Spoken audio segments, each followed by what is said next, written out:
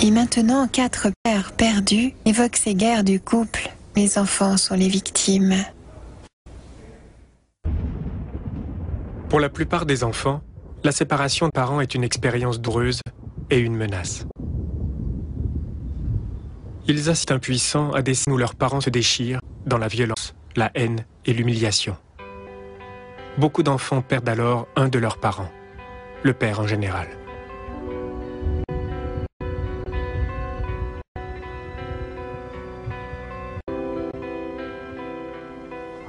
Les femmes sont des êtres à part.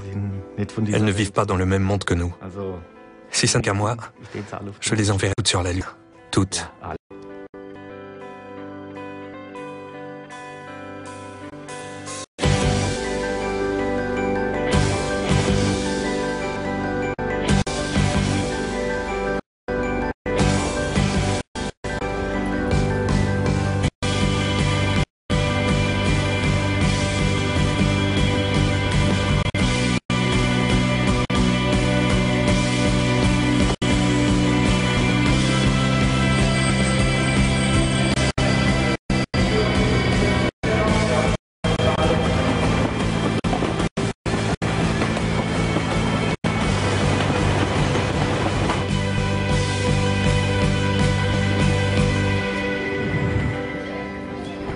Je suis complètement emparé. Je n'arrive même plus à pleurer. Je suis au-delà de cet état.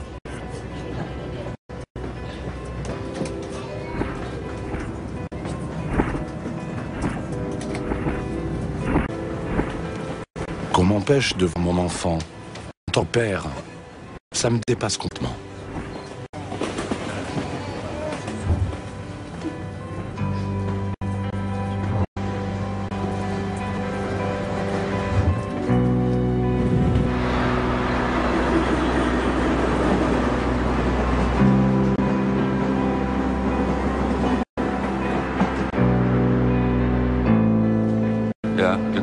Oui, c'est ça. Mais bon, si la mère refuse, il n'y a rien à faire. Bon, c'est à vous, Maminov. Au revoir.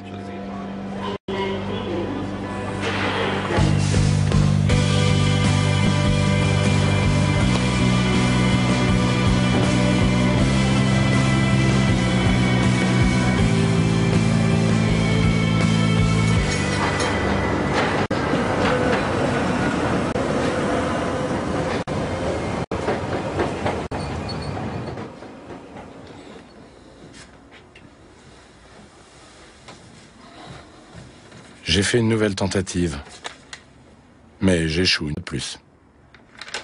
Je suis dans l'impasse. Mais je ne suis pas le seul dans ce cas. Je rencontre de plus en plus de pères à qui il arrive la même chose. Il semblerait que ce soit devenu un phénomène de société.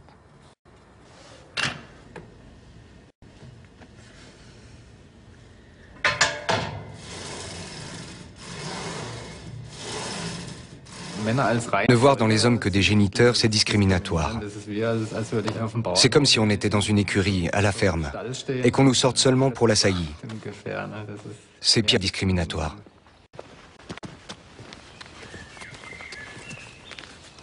On sait tous pertinemment qu'un enfant résulte pour moitié du père et pour moitié de la mère.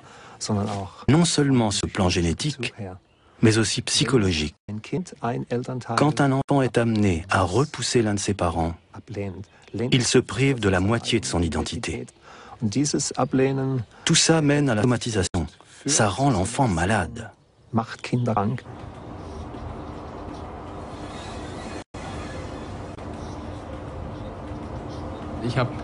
Dès le début, j'ai suggéré, et même dit clairement qu'il valait mieux qu'on reste en bons termes. Que se faire la guerre et se tirer dans les pattes ne servirait à rien, parce que tout ne doit pas tirer. Mais c'est précisément ce qui s'est passé.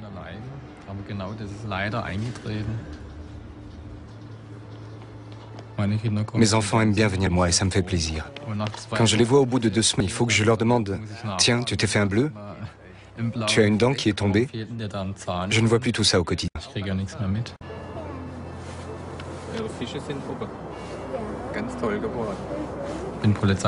Je suis policier. C'est un métier qui plaît beaucoup à mes enfants. Les gamins adorent ça. Et je crois que ce n'est pas nouveau. Les enfants ont toujours été fascinés par la police. J'étais pareil à leur âge. C'est un métier qui inspire le respect.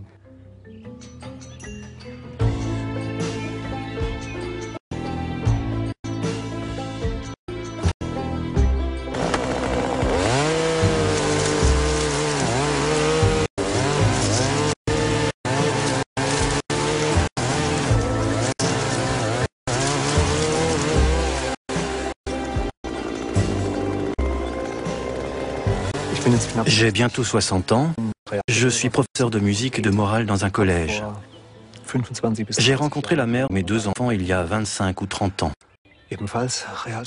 Elle enseignait au collège, elle aussi. Il s'est passé quelques années avant qu'elle ne tombe enceinte pour la première fois. Pour moi, c'était une surprise. Elle m'a dit plus tard qu'elle avait arrêté la pilule sans m'en parler parce qu'elle avait peur de ne pas avoir d'enfant. C'est comme ça que ma fille aînée est venue au monde.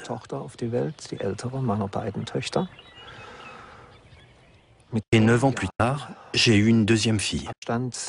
On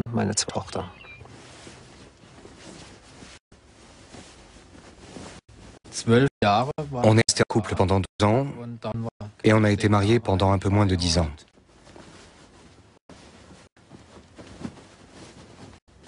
Je l'aimais beaucoup. Mais au moment de la séparation, elle a tout fait pour que ça change. J'ai fini par la prendre en grippe. Même au pire moment de la crise, c'est devenu de la haine. Elle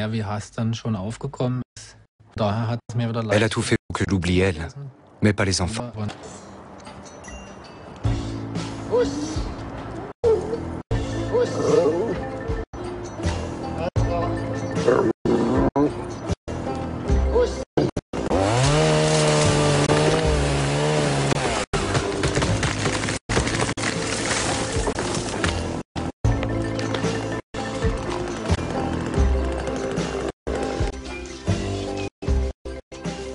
La cadette était encore toute petite quand les choses ont commencé à se compliquer. Et elle avait tout juste 1 an au moment de séparation. Je ne voulais pas de cette séparation et j'ai tout fait pour essayer de sauver notre relation, mais la mère voulait vivre sa vie. C'est toujours ce qu'on dit, c'est ça.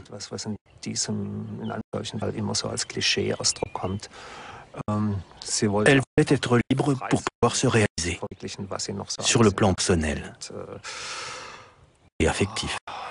Et un soir, sans prévenir, ma femme m'a dit « Je ne sais pas si je t'aime encore. Va quelques jours chez tes parents, il faut que je réfléchisse. » Voilà. J'y suis allé, j'étais dans le brouillard. Et puis la séparation a été définitive. Elle a décidé de divorcer.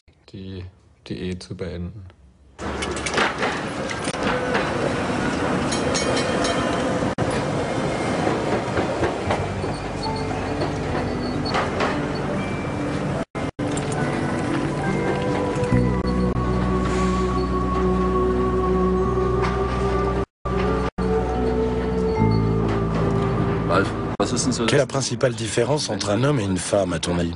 Je crois que je ne comprendrai jamais. Non?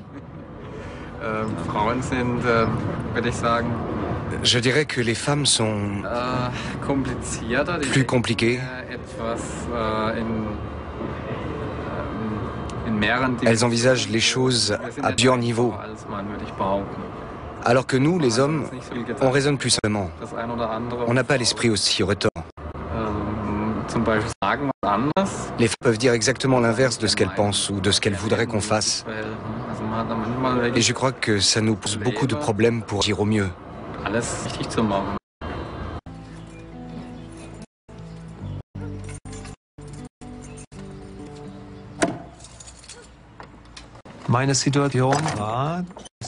mère de mes filles habitait à 2 maisons moyennes. Mes enfants vivaient donc à moins de 100 mètres de chez moi, et malgré ça, je ne les voyais pas. J'avais droit à des phrases du type « Donne-moi 10 000 marks, sinon tu ne reverras jamais tes enfants ». La mère s'est posée en propriétaire de ses enfants. On était dans ce schéma-là. J'ai cherché de l'aide. Je me suis adressé partout à Karlsruhe, à l'Office pour la protection de l'enfant, au service de la jeunesse, partout. Mais ils m'ont tous regardé avec des yeux ronds en disant « Monsieur Krieg, vous devez prendre un avocat, on ne peut rien faire pour vous ». J'avais entrepris des procédures judiciaires et dès qu'elles ont commencé, j'ai constaté que le point de vue de la mère était systématiquement privilégié, quoi qu'elle fasse. Même quand elle empêchait les enfants de voir leur père, les services de la jeunesse lui emboîtaient le pas. En matière de droit de visite, la proposition minimale de la mère a toujours été reprise par les institutions comme la solution de compromis. Elle reprenait à leur compte la proposition de la mère en disant « Voilà la solution que nous vous proposons pour régler votre situation ». Le tribunal se fiche de savoir comment je m'occupe de mes enfants, que ce soit au niveau de l'alimentation ou de l'hébergement. Personne ne s'en soucie. Tout ce qu'on m'a dit, c'est « Tu verras tes enfants tous les 15 jours, du samedi 9h30 au dimanche 19h. Et tu dois te contenter de ça. » Je n'arrive pas à comprendre que dans une démocratie, un tribunal puisse décider une chose pareille pour répondre à la demande de la mère. Ce serait tous les 15 jours, point barre. J'ai le sentiment qu'on me traitait pire qu'un délinquant. À chaque fois que je venais chercher les enfants ou que je les ramenais, elle n'arrêtait pas de me provoquer, de me rabaisser, de m'insulter. De quoi rendre furieux n'importe quel individu normal.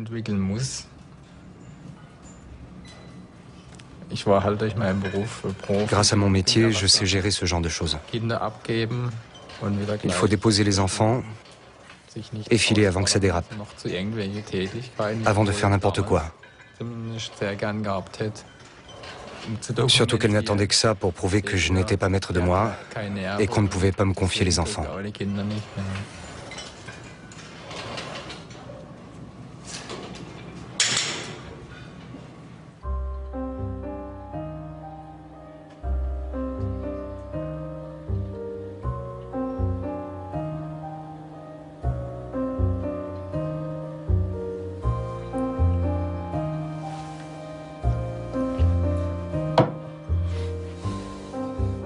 Je sais que je porte une grosse part de responsabilité dans l'échec de notre relation. Et que je l'ai fait beaucoup souffrir.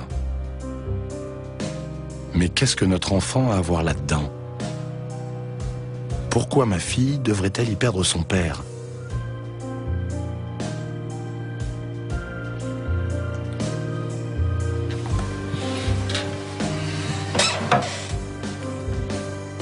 Elle ne sait pas à quel point elle me manque. Et c'est ce qui me torture le plus, que ma fille pense que je me suis détourné d'elle. Mais qu'est-ce que je peux faire?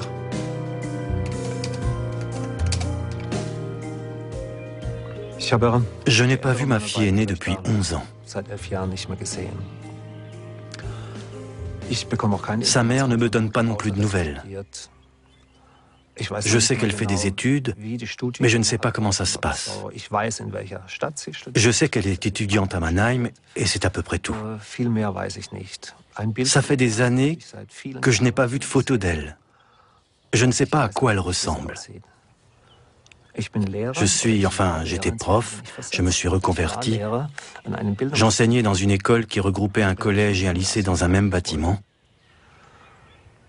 Un jour, c'était la veille des vacances de Noël 2006.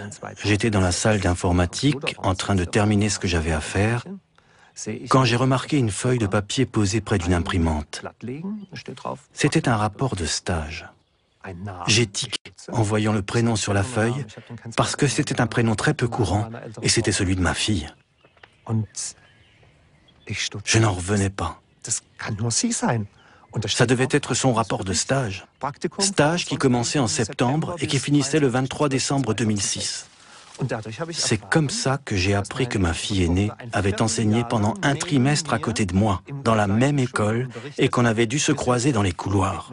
Mais je ne l'avais pas vue depuis des années, même pas en photo. Du fait du barrage de sa mère, je savais seulement qu'elle faisait des études. et je n'avais aucune photo d'elle. Et manifestement, on s'était croisés pendant un trimestre dans les couloirs. Elle m'a sans doute reconnu, mais pas moi. Ma fille n'est plus pour moi qu'un numéro de compte sur mes relevés bancaires, un versement d'argent anonyme.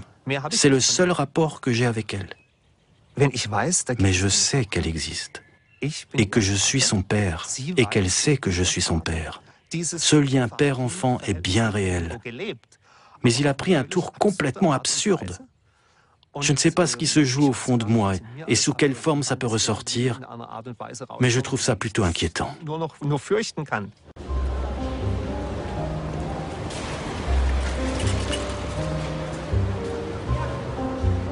Ça fait maintenant 3 ans que je n'ai pas vu ma fille. Je me souviens qu'à l'époque, elle emmenait toujours sa poupée préférée. Aujourd'hui, je ne connais plus ses jouets préférés, ni ses centres d'intérêt. Qui sont ses amis? Est-ce qu'elle aime aller à l'école?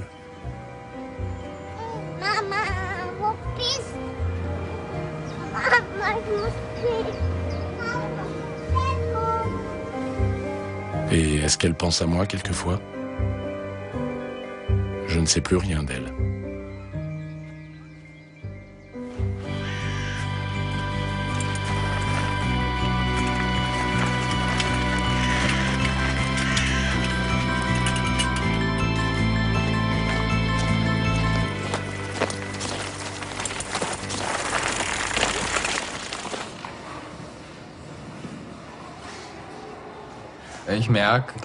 Je vois bien qu'ils sont tiraillés.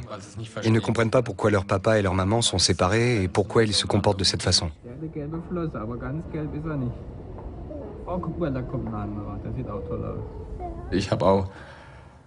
J'aidais aux tâches ménagères, je passais l'aspirateur.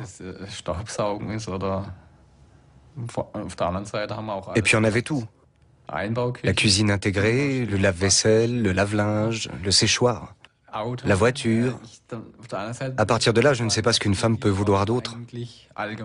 Elle avait tout ce qu'il faut pour l'aider à la maison.